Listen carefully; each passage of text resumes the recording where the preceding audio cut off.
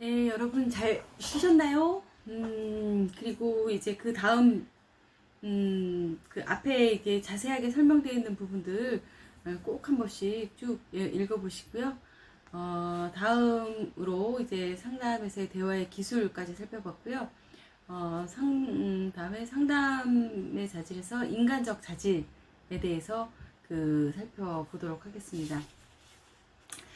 자, 상담에 있어서 상담자가 어떠한 인간적 자질을 갖추고 있는가는 상담 관계 형성과 내담자의 변화 촉진에 큰 영향을 미치게 된다.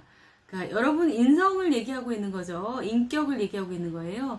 여러분들은 어떠한 인간적인 자질들을 본인이 가지고 있다라고 혹시 생각이 드시나요? 혹시 생각이 드시는 부분들이 혹시 있으신가요? 나는 어떠한 자질을 가지고 있다. 라는 것들이, 생각이 드시는 것들이 있으신가요? 사람은, 제가 지난번에 오리엔테이션 때도 얘기했지만, 사람은 이제 성격이라는 것을 가지고 있죠. 성격이라는 것을 가지고 있고, 그 성격은 잘 변하지 않는다라고 이야기를 해요. 하지만, 자꾸 이제 어떠한 공부를 하고 나를 객관적으로 바라보는 힘을 키우게 되면, 예, 나를 바라보는 그 힘에 의해서 내 성격도 변화시킬 수 있다라고 이제 생각이 들거든요. 여러분들도 이제 이번 공부를 통해서 여러분들을 계속 한번 돌아보시는 그런 시간, 한번 가졌으면 좋겠습니다. 그러니까 인간에 대한 깊은 관심이 있어야 한다.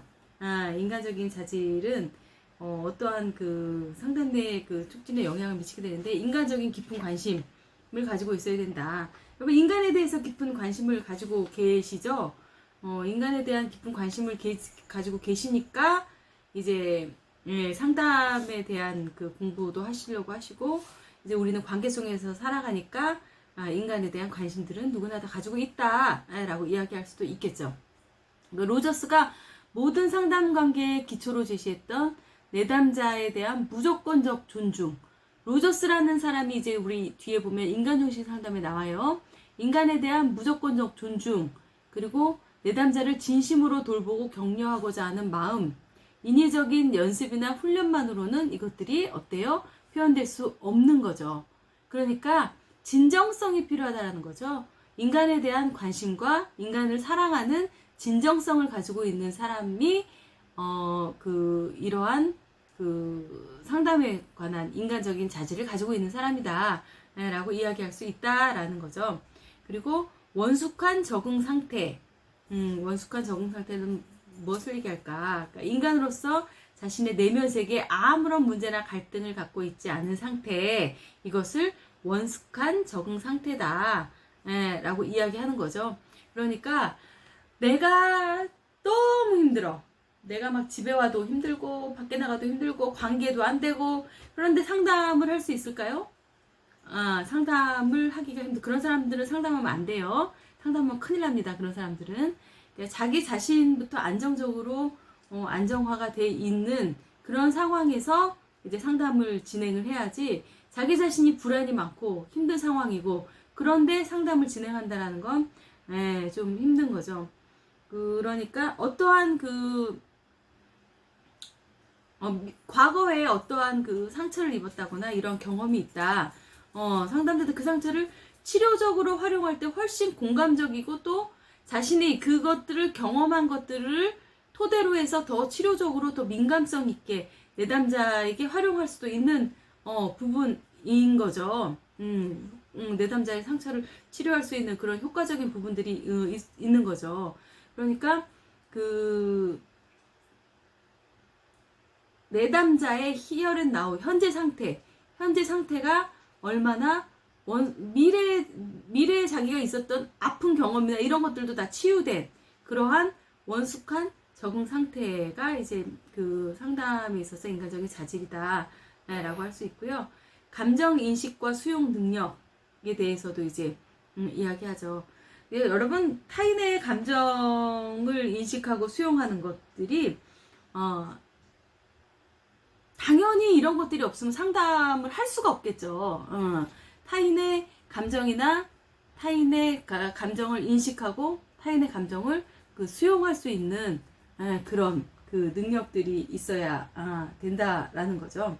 그러니까 상담자는 내담자가 어때요? 어떠한 감정이 어떠한 강도로 표현되는 것이 그것을 편안하게 침착하게 수용할 수 있어야 하고 그리고 이것이 이 사람이 어떠한 부분을 이렇게 어떠한 감정으로 이야기하는지 어떠한 내가 이 사람이 수용해줘야 될 분이 어떤 것들인지 그리고 내담자가 자유롭게 자기의 감정을 표현할 수 있도록 또 힘을 넣어주고 또 격려하고 그럴 수 있는 그런 것들이 있어야 된다 라는 거죠. 그러려면 어때야 되겠어요? 상담에 있어서 진정성이라는 것이 가장 중요하다라는 거죠. 진실성. 진실되게 이제 내담자를 바라볼 수 있어야 된다는 거죠. 그리고 대화에 대한 편안함. 여러분, 이제, 우리가, 만나면 영적으로 막 맞는 사람들이 있어요. 그래서 대화가 편안한 사람이 있어요. 근데 만나면 머리가 막 아픈 사람들이 있어요. 막 아프고 힘든 사람들이 있어. 그러니까 그런 사람들은 이제 대화가 불편한 거죠. 만나서 이제 영적으로도 안 맞고.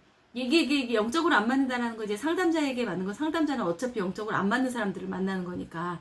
그런데 내담자에게 있어서 상담자는 대화에 있어서 편안함을 가질 수 있도록 해야 된다라는 거죠. 내담자에게 어떠한 대화를 끌어내기 위한 것인데 뭔가 상담에 있어서 성질대로 해서 뭔가 자기가 화가 났을 때 책임 전가를 한다거나 내담자에게 이런 사람들도 있어요. 그래서 싸움이 되는 경우들도 있어요. 그런 것들은 이제 해서는 안 된다. 대화에 있어서 편안함을 이제 가질 수 있어야 한다라는 거. 그리고 인간관계 형성 및 유지 능력 있어야 한다. 인간관계 형성을 하고 이것을 유지할 수 있는 능력이 여러분들은 다 있으시죠? 인간관계를 형성하는 거, 요즘에 관계를 형성하는 것들이 힘들어 하시는 분들이 굉장히 많아요. 예, 관계를 어떻게 형성할까, 이런 것들에서 굉장히 힘들어 하시는 분들이 많은데,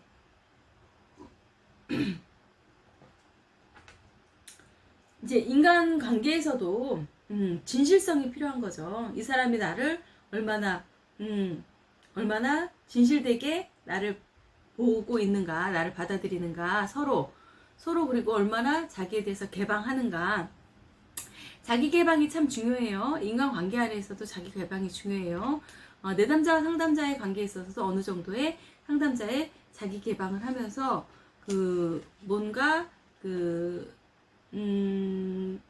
내담자에 있어서 모호함이나 조금 내가 받아들일 수 없는 부분까지도 내가 그것을 잘 받아들이면서 유지할 수 있는 능력, 인간관계를 형성할 수 있고 그것을 유지할 수 있는 능력, 이런 것들이 이제 인간적인 자질이다. 상담자의 자질에서 인간적인 자질이다라고 볼 수 있고요. 자기 성찰과 태도, 자기 성찰이 굉장히 중요하죠. 상담자는 자신이 원하든 원하지 않든 간에 상담 과정을 통해서 그것을 하나의 모델로 내담자에게 자기 자신이 모델로 제시되고 있는 거예요. 예. 그렇기 때문에 내담자에게 당면한 시급한 문제를 해결해주는 일 외에도 깊이 내담자를 이해하고 어때요? 상담 과정을 통해서 내담자의 잠재성을 제시해줄 수 있어야 되는 거죠. 그러려면 상담자는 기본적으로 자기 성찰적인 자세를 가지고 있어야 된다. 의식적으로든 무의식적으로든 하여간에 내담자에게 상담자의 이러한 자기 자신에 대한 자기 이해나 자기의 성찰 이런 것들이 어떻게 전달되는 거죠.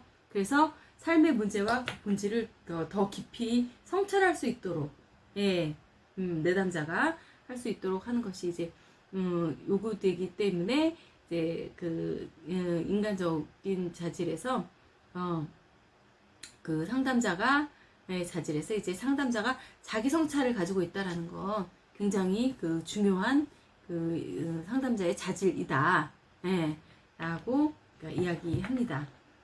자, 그리고 이제 상담자의 자질에서 전문적인 자질. 전문적인 자질에 대해서는 우리가 이제 우리가 상담 이론을 배우는 거에 있어서도 전문적인 자질을 키우기 위해서 상담 이론을 배우는 것이죠. 상담 이론에 관한 이해가 필요하죠. 그러니까 이론은 여러분 왜 배워야 하는지, 그러니까 상담 이론에 관한 전문적인 지식을 가지고 있어야 내담자의 이상행동이나 심리적 문제의 원인에 대한 정확한 진단을 내릴 수 있고, 내담자의 변화를 일으키기 위한 구체적인 상담 및 치료 방법의 적용을 통해 문제 해결적 그리고 성장 촉진적 상담 목표를 달성할 수 있다 라고 이야기를 하죠. 그래서 우리는 상담을 할 때 내가 어떠한 이론을 적용을 했는지를 반드시 내가 가설 설정을 해야 할 수 있어야 돼요. 가설 설정 혹은 사례 개념화라고 이야기하는데, 이런 것들을 세울 수 있어야 한다는 거죠. 상담 이론에 대해서. 그리고 상담 방법에 대한 이해, 각각의 문제 증상들에 알맞은 방법을 적용하고 있는 것인지, 상담 방법을 내가 상담의 기법들을 잘 사용하고 있는지, 이런 것들에 대해서도 이제 상담자는 알고 있어야 되는 부분이고요. 상담 실습 경험과 훈련, 그러니까 성격에 대해서 그 상담 실습의 경험과 훈련. 여러분들 그 상담을 할 때도요, 그냥 상담을 하는 게 아니라 수업 시간에도 이제 우리가 롤플레이 같은 것들을 많이 하죠. 상담 실습을 많이 하죠. 그러니까 상담자, 내담자, 관찰자 이렇게 세 사람이 짝을 지어서, 그러니까 한 사람은 상담자가 돼보고, 한 사람은 내담자가 돼보고, 한 사람은 관찰자가 돼봐서 이제 상담자, 내담자가 하는 걸 관찰하면서 관찰자가 느낀 점, 내담자가 느낀 점, 상담자가 느낀 점에 대해서 서로 이제 발표해보고, 서로 상담자는 어떠한 것들을 좀 자기가 고쳐나가야 될지, 이런 것들을 하는 이렇게 롤플레이들을 이제 수업 시간 과정에서도 이제 많이 진행을 하고 하죠. 예, 그래서 이제 그런 상담 실습에 대해서도 좀 많이 경험을 해봐야 된다는 거. 내담자가 돼보지 않고, 그래서 우리가 그 한국 상담학회나 한국 상담 심리학회가 이제 두 학회가 이제 그 상담학회 양대 산맥이죠. 근데 여기서도 이제 여기서 전문 상담사가 되기 위해서는 반드시 내담자 경험, 상담자 경험, 그리고 심리평가, 심리검사 그런 것들의 경험, 이러한 거 집단 경험, 많은 경험들을 통해서 이런 자격증을 발급하게 되는 거죠. 그래서 상담 실습 경험과 훈련 그 과정, 이런 것들이 굉장히 필요한 요소라는 거, 전문적인 그 자질을 갖기 위해서 그런 것들이 필요하다라는 거 이야기고요. 그리고 상담자의 윤리에 보면 비밀보장에 대한 윤리는 우리가 아까도 얘기했어요. 그 상담자의 윤리는 상담자를 보호하고 어떤 윤리적인 판단이 필요한 상황에서 좀 더 현명한 선택과 결정을 할 수 있도록 도와주기 위해 필요합니다. 라고 이제 상담학회나 한국상담심리학회, 방금 얘기했던 학회들에서 윤리 강령이 이렇게 이야기하고 있습니다. 비밀 보장과 상담자는 유능성이 있어야 되고, 내담자의 전문적인 관계성을 유지를 할 수 있어야 된다. 이것이 이제 상담자의 윤리다. 라고 이야기할 수 있겠습니다. 자, 그리고 상담에서 이제 마지막으로 상담자의 윤리에서 이제 마지막으로 이제 상담에서 흔히 이제 일어날 수 있는 비윤리적인 행동들을 보면, 여러분들이 조심해야 되는 행동들을 보면, 비밀보장의 위반. 내가 상담했던 내용을 어디 가서 막 얘기하는 거예요. 여러분 절대 그러시면 안 돼요. 상담을 했던 내용들은 절대 어디 가서 이야기를 하면 안 된다. 비밀 보장이 돼야 된다. 하지만 우리가 상담 전에 이야기를 합니다. 이 상담은 우리가 동의하에 녹음을 할 수도 있고,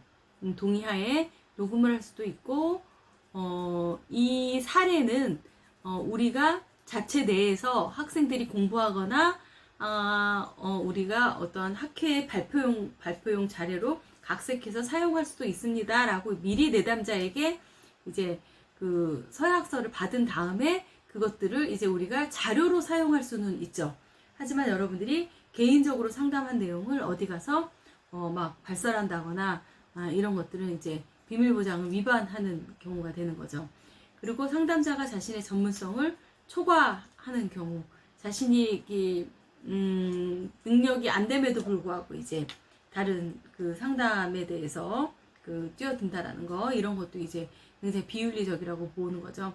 그 상담에 대한 업무 태만하게 하는 거, 시간 약속을 안 지킨다든지, 뭔가 내담자와의 그런 내용들을 자꾸 잊어버린다든지, 약속한 것들을, 이런 것들, 그리고 자신이 모르는 전문 지식을 알고 있다고 주장하는 거, 이것도 윤리에 위반된다라고 이야기합니다.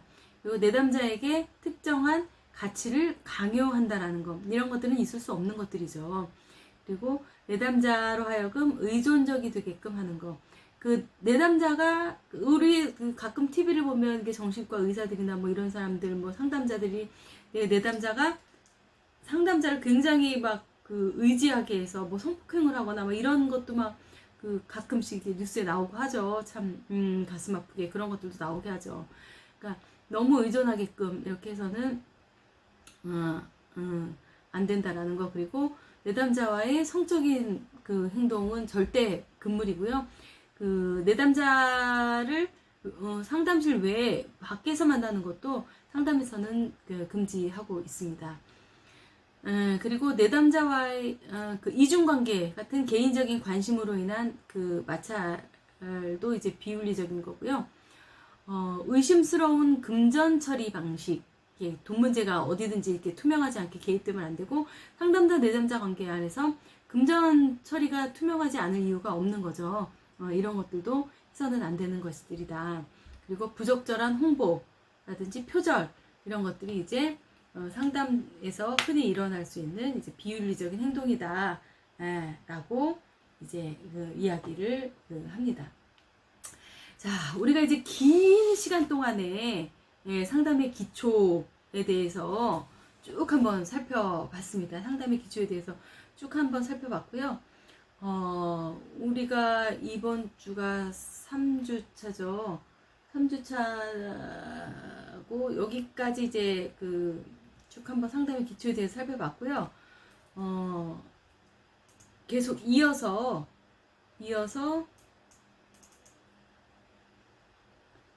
우리가 정신분석에 대해서 살펴보도록 하겠습니다.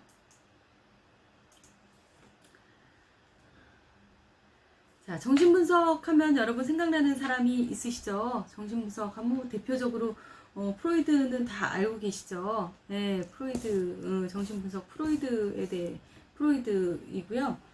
프로이드, 첫 번째로 프로이드의 생애와 업적에 대해서 살펴보고요. 두 번째로 프로이드의 인간관은 어떤가. 프로이드는 우리 이제 기독교에서는 좀 등한시하는 그런 부분이 있는 거죠. 등한시하죠. 배척하는 그런, 제가 성경적 상담을 공부하다 보니 그런 것들이 있더라고요. 이론은 이론일 뿐이니까 이론으로 여러분들이 잘 받아들이셔서 걸러가실 건 걸러가시면서 여러분들 것들을 만드셨으면 좋겠습니다. 그리고 프로이드의 생애와 업적에 대해서 첫 번째로 살펴볼 거고요. 두 번째로 인간관, 그리고 프로이드의 주요 개념, 그리고 상담의 목표와 과정, 뭐 상담의 기법과 적용, 여기까지는 시간이 될지 모르겠어요, 여러분. 쭉 보면서 내용을 한번 살펴보고, 상담 이론 과목이니까 이론에 충실해서 해보고, 시간이 좀 허락하면 뒷부분까지 우리 교재의 내용이 굉장히 방대하고 이 내용들이 굉장히 잘 설명되어 있으니까 여러분들이 한번 쭉 살펴봐 주셨으면 좋겠습니다. 그럼 먼저 프로이드, 정신분석의 프로이드의 생애와 정신분석이란 무엇인가에 대해서 좀 한번 살펴볼게요. 정신분석이란 무엇인가? 정신분석에서는 개인의 사고와 감정, 행동이 심리 내적 원인에 의해서 결정된다고 봅니다. 개인의 생각하고 것과 감동이나 행동들이 심리 내적인 원인에 의해서 그래서 프로이드 이론을 결정론적 이론이라고 보는 거죠. 그래서 기독교에는 결정론적 이론이고, 프로이드 결정론적 이론이라고 좀 배척을 하는 경향이 있죠. 그리고 무의식의 내용과 그 과정을 분석하는 것은 정신분석의 핵심이다. 그래서 정신분석에서 가장 중요한 개념이 뭐예요? 무의식이에요, 무의식. 정신분석에서 가장 중요시 여기는 것이 무의식입니다. 무의식이라는 개념 기억해 두시고요. 무의식은 인간 정신의 가장 중요한 부분이고 개인의 행동을 이해하는 단서가 된다. 라는 거. 우리는 제가 지금 손을 이렇게 행동을 하고 말을 하는 것도 의식을 해서 내가 그 내 밑바닥에 있는 이러한 생각들을 끌어올려서 의식을 해서 말하는 게 아니라 내가 무의식으로 인해서 이야기를 하고 있다라는 거죠. 무의식적으로 그런 것 같아요. 여러분 보면 내가 지금 이거를 의식해서 이야기를 한다면 바로바로 이렇게 이야기가 나오지 않겠죠. 뭔가 걸러주는 것들이 있어야겠죠. 예, 그런데 우리는 그래서 우리가 그 대화를 하거나 뭔가 행동을 할 때 우리는 무의식의 지배를 받는다라고 이야기하는 것이 이제 정신분석의 이론입니다. 프로이드의 그 생애를 한번 살펴보면요. 프로이드는 그 오스트리아 모리아 지방의 프라이베르크에서 직물상을 하던 유대인의 아버지, 유대인 그 아버지와 그 어머니 사이에서 3남 5녀 중 그 첫째로 태어났어요. 첫째로 태어났고 그 부모의 경제적인 어려움에도 불구하고 이제 명석했죠. 프로이드가 굉장히 명석했기 때문에 이 부모님은 굉장히 프로이드를 프로이드에게 많은 노력을 기울였죠. 그래서 유대교적 이성에 따라서 어떻게 했어요? 지혜로운 학자가 되기를 굉장히 갈구했죠. 근데 그래서 프로이드는 유학을 가게 됩니다. 그래서 프로이드 일가가 굉장히 프로이드의 부모님들은 프로이드를 지적 능력을 키워주려고 노력을 했고 오스트리아 비엔나로 이주를 하게 되면서 자녀들의 교육을 뒷바라지를 했죠. 그래서 프로이드는 짐나지움에 진학하는 동안 학업 성적이 굉장히 우수해서 매년 거의 수석을 차지했다라고 해요. 그래서 1873년에 비엔나 대학교 의과대학에 입학을 하게 되고 26세 때 1881년 26세 때 박사학위를 취득하게 됩니다. 박사학위를 취득하게 됐다라고 해요. 그리고 이제 1886년에 결혼을 하게 되는 거죠. 결혼을 하게 돼서 이남 삼녀를 두게 됩니다. 그러니까 프로이드는 굉장히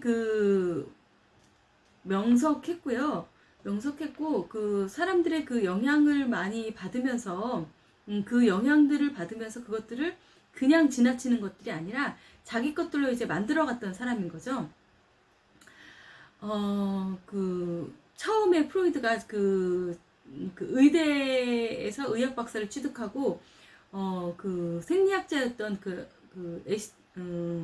에른스턴 폰 브리케 교수의 지도하에서 생리학을 공부하게 됩니다. 그래서 급진적으로 그것에 대해서 생리학에 대해서 이렇게 매료가 되게 되고 살아있는 유기체는 화학과 물리학의 법칙이 적용되는 하나의 역동적 체계라는 견해가 프로이드에게 큰 영향을 미치게 되고요. 그래서 점점 확장돼서 프로이드는 여러 가지 1884년에 이제 종합병원 신경과 의사로 이렇게 자리 잡으면서 프랑스 파리로 건너가게 돼서 이게 히스테리 최면술 연구로 명성을 얻었던 소르본느 대학교의 장 마르탱 샤르코 그러니까 이러던 병원에서 머무르게 되면서 이제 히스테리, 옥류병, 그리고 다중 성격 이런 사람들과 같은 증상을 치료하기 위해서 이때는 최면술을 적용하는 것이 유행이었는데 최면술을 통해서 환자의 손과 발이 마비가 되고 마비가 풀리는 것을 직접 목격한 프로이드는 신체적 마비가 주된 증상인 히스테리가 심리적 원인에 의해 발생할 수 있다라는 생각을 하게 됩니다. 그래서 이러한 증상의 이면에는 무의식이 작동하고 있음을 확신하게 됐다라고 합니다. 그래서 프로이드는 신경학자에서 정신병리학자로 이제 전환하게 된 샤르코와의 만남이 프로이드가 신경학자에서 정신병리학자로 이제 탈바꿈하게 된 중요한 계기가 됐다라고 해요. 그래서 시스테리 증상이 뇌 기질적인 그러한 그 문제가 아니고 충격적인 경험을 소화할 수 없기 때문에 유발됐다. 라고 이제 이야기를 합니다. 그리고 1886년에 이제 그래서 결혼을 하게 되는 거죠. 마르타 베르나이스와 결혼을 해서 그 딸 셋과 아들 둘을 이렇게 낳게 되는 거죠. 그 중에서도 안나 프로이드 세 딸 가운데 안나 프로이드가 유일하게 그 아동 정신 분석가가 되는 거죠. 그래서 안나 프로이드의 뒤를 이어서 이제 그 에릭슨이라든지 그 대상관계 이론이 이제 안나 프로이드의 뒤를 이어서 이제 나오게 되는 거죠. 그러고 나서 이제 1890년에 이제 아버지가 돌아가시게 되고, 1990년도에, 그러니까 참 우리가 1900년도에 살았던 분이에요. 900년도까지 굉장히 막 오랫동안 살았던 분인 것 같은데, 그 1990년도에, 이제, 아이고, 시간이 또 많이 갔네요. 그 사이에. 그 1990년도에 꿈의 해석을 출간하게 됩니다. 이게 대단한 책이죠. 꿈의 해석은. 프로이드가 정신병리학회로부터 이제 그 자신의 이론들에 대해서 프로이드는 처음부터 이 사람이 막 대단한 사람이라 칭송받지는 않았습니다. 굉장히 무시당하고 굉장히 그 일반 대중 사이에도 명성이 높아지게 된 계기가 이제 꿈의 해석을 그 출간하면서부터 프로이드의 이제 명성이 좀 높아지게 되는 거죠. 그래서 1914년에 무의식적 환영, 무의식적 환상 이 나타나고 1939년에 이제 런던에서 이제 사망을 하게 됩니다. 프로이드의 생애는 이제 우리가 우리 교재에 쭉 너무 자세하게 쭉 나와 있으니까 우리 교재에 나와 있는 그 프로이드의 생애에 대해서 쭉 보시고요. 프로이드는 일단 어쨌든 대단한 정신분석 이론이라든지 상담학 이론에서 대단한 업적을 가지고 있는 사람이다. 알면 알수록 정말 프로이드는 대단한 사람인 것 같다라는 그 생각이 드는 것이 참 여러분들도 이제 프로이드를 자세히 좀 아시다 보면 모든 그 상담학 이론이라든지 모든 것에 대한 그 줄기들은 그 정신분석을 그 매개체로 하고 있다라는 것들이 좀 그 생각이 되는 부분들이 굉장히 많이 있습니다. 정신분석 이게 프로이드는 이제 우리가 뒤에도 볼 거지만 너무 성적인 부분에 집착을 하고 있어서 나중에는 이제 제자들로부터 이제 많이 배척을 당하는 그런 부분들이 있는데 그렇다라고 하더라도 프로이드가 집중했던 부분들에 대해서 인간의 삶에 얼마나 많은 영향력을 미쳤는지 그런 것들에 대해서 또 프로이드가 우리가 삶은 이 심리학 영역에 얼마나 지대한 영향을 미쳤는지에 대해서는 우리가 꼭 깊게 알고 넘어가야 될 부분이 아닌가 하는 생각이 듭니다. 자, 여러분 시간이 많이 갔으니까요. 잠깐 쉬었다가 프로이드의 인간관부터 살펴보도록 하겠습니다. 이 앞에 프로이드의 생애와 업적에 대해서 더 자세하게 우리 교재에 나와 있으니까요. 이런 부분들에 대해서 여러분들 쉬는 시간에 좀 살펴보시기 바라겠습니다. 그 다음 시간에 살펴보시고요. 잠깐 쉬었다가 프로이드 인간관부터 다시 시작하도록 하겠습니다.